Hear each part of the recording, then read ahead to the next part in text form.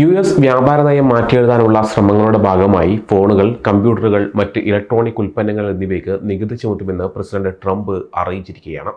ഈ ഉൽപ്പന്നങ്ങൾക്ക് താൽക്കാലികമായി നികുതി ഇളവ് നൽകിയത് ഒരു തന്ത്രപരമായ നീക്കം മാത്രമാണെന്നും അദ്ദേഹം വ്യക്തമാക്കിയിട്ടുണ്ട്.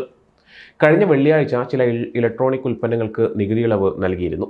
ചൈനയിൽ നിന്നുള്ള ഉൽപ്പന്നങ്ങൾക്ക് 125% നികുതിയും മറ്റ് രാജ്യങ്ങളിൽ നിന്നുള്ള ഉൽപ്പന്നങ്ങൾക്ക് 10% നികുതിയുമാണ് ഈടാക്കാൻ തീരുമാനിച്ചിരുന്നത്. ഇതിൽ നിന്നാണ് താൽക്കാലിക ഇളവ് നൽകിയത്. എന്നാൽ ഇത് ഒരു താൽക്കാലിക നടപടി മാത്രമാണെന്നും ഈ മേഖലയ്ക്ക് പ്രത്യേക നികുതി ഏർപ്പെടുത്തുമെന്നും ട്രംപ് പിന്നീട് അറിയിച്ചു. ആരെയും ഒഴിവാക്കിയിട്ടില്ല. നികുതി ഇളവ് നൽകിയ ഉൽപ്പന്നങ്ങളെല്ലാം മറ്റൊരു താരിഫ് ബക്കറ്റിലേക്ക് മാറ്റും. സെമി കണ്ടക്ടേഴ്സ് പോലുള്ളവയുടെ ഉൽപ്പാദനവും വിതരണവും ഞങ്ങൾ പരിശോധിക്കും എന്നാണ് ട്രംപ് ഞായറാഴ്ച ഒരു സോഷ്യൽ മീഡിയ പോസ്റ്റിൽ വ്യക്തമാക്കിയിരിക്കുന്നത്. എയർഫോഴ്സ് 1 വിമാനത്തിൽ വെച്ച് ട്രംപ് മാധ്യമപ്രവർത്തകരോട് സംസാരിക്കവേ സെമി കണ്ടക്ടേഴ്സിന്റെ നികുതി നിരക്ക് അടുത്ത ആഴ്ച പ്രഖ്യാപിക്കുമെന്നും അദ്ദേഹം പറഞ്ഞിട്ടുണ്ട്.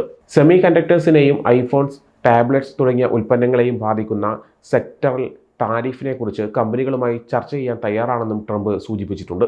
ഞങ്ങളിത് ചർച്ച ചെയ്യും, കമ്പനികളുമായി സംസാരിക്കും, ആരും കടുംപിടുത്തം പിടിക്കരുത് എന്നും ട്രംപ് കൂട്ടിച്ചേർക്കുന്നുണ്ട്. ട്രംപിന്റെ പ്രസ്താവനകൾ വ്യക്തമാക്കുന്നത് അദ്ദേഹം വലിയ തോതിലുള്ള നികുതി വർധനവിന് തയ്യാറെടുക്കുകയാണ് എന്ന് തന്നെയാണ്. തൽക്കാലത്തേക്ക് ഫോണുകൾക്കും കമ്പ്യൂട്ടറുകൾക്കും അധിക നികുതി ഉണ്ടാകില്ല. എന്നാൽ ഇലക്ട്രോണിക് മേഖലയിൽ പ്രത്യേക നികുതി ഉടൻ തന്നെ നിലവിൽ വരും. ഇത് 125% കുറവായിരിക്കാനാണ് സാധ്യത. ഇത് കമ്പനികൾക്കും പ്രഷർ ഗ്രൂപ്പുകൾക്കും നികുതി ഇളവിനായി ശ്രമിക്കാനുള്ള ഒരു അവസരം കൂടിയാണ്. US customs and border protection വെള്ളിയാഴ്ച ഒരു രേഖ പുറത്തിറക്കിയിട്ടുണ്ട്. സെമി കണ്ടക്ടേഴ്സ് പോലുള്ള ഉൽപ്പന്നങ്ങൾക്ക് പ്രത്യേക നികുതി ചുമത്താൻ പോകുന്നു എന്ന് ഇതിൽ പറയുന്നുണ്ട്. ഈ മേഖലകളെ മറ്റ് നികുതികളിൽ നിന്ന് ഒഴിവാക്കിയിട്ടുണ്ട്. ചൈനീസ് ഉൽപ്പാദനത്തെ ആശ്രയിക്കുന്ന ആപ്പിൾ ഇങ്ക് പോലുള്ള കമ്പനികൾക്ക് ഇത് താൽക്കാലിക ആശ്വാസമാണ്.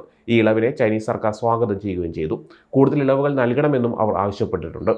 US commerce secretary Howard Lutnick പറഞ്ഞത് ഇത് താൽക്കാലിക ഇളവ് മാത്രമാണെന്നാണ്.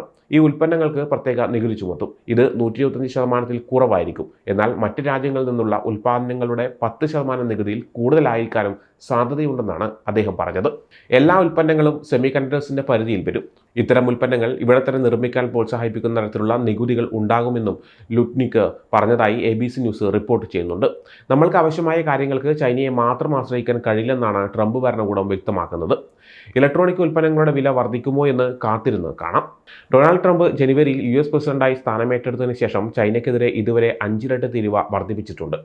ആദ്യ 2 വർധനവുകളും 10% വീതമായിരുന്നു. ഇതിനോട് ചൈന ശ്രദ്ധാപൂർവമായ പ്രതികരണമാണ് നടത്തിയത്. പിന്നീട് ട്രംപ് ചൈനീസ് ഉൽപ്പന്നങ്ങൾക്ക് 34% അധിക തീരുവ ചുമത്തി. ഇതിന് മറുപടിയായി US ഉൽപ്പന്നങ്ങൾക്ക് മേൽ ചൈനയും 34% തീരുവ ഈടാക്കി. കൂടാതെ ചില US കമ്പനികളെ കരിമ്പട്ടികൾ ഉൾപ്പെടുത്തുമെന്നും പ്രധാന ധാതുക്കളുടെ കയറ്റുമതി നിയന്ത്രിക്കുമെന്നും ചൈനീസ് വാണിജ്യ മന്ത്രാലയം അറിയിച്ചു. ചൈനയുടെ ഈ നടപടികൾക്ക് പ്രതികരണമായി US 50% അധിക തീരുവ കൂടി ചുമത്തി. ഇതോടെ ചൈനീസ് ഉൽപ്പന്നങ്ങളുടെ മൊത്തം നികുതി 104% ഉയർന്നു. ഇതിന് മറുപടിയായി ചൈന US ഉൽപ്പന്നങ്ങൾക്ക് 84% തീരുവ ഉയർത്തി.